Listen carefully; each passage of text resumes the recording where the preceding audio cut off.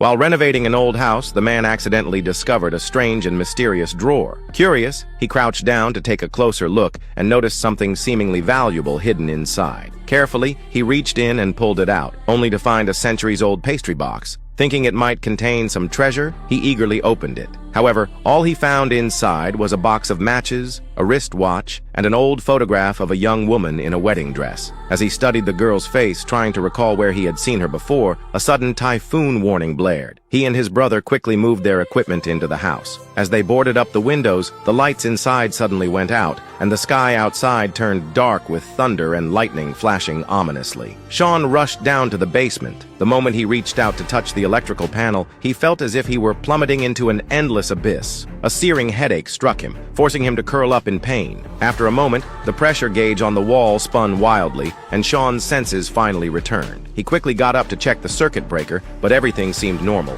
However, when he went back to look for Jack, he was met with a shocking sight. The once empty house had completely transformed. Unable to believe his eyes, Sean rushed into the hallway, but nothing seemed out of place, except for the fact that he could now hear a woman singing. Following the voice, he found a woman playing the piano while singing a song. Before Sean could process what was happening, the woman suddenly noticed his presence. Startled, she grabbed a vase and stood up defensively. That's when Sean realized she was the same woman from the wedding photo. He quickly tried to explain himself, but no matter what he said, it only made things worse. Frustrated, he turned and ran upstairs to find Jack. However, before he had even been upstairs for 10 seconds, the woman came after him, this time wielding a hunting rifle. Sean attempted once again to explain that he was just looking for someone, but the woman was unexpectedly fierce, leaving him no choice but to flee back downstairs and continue searching for Jack.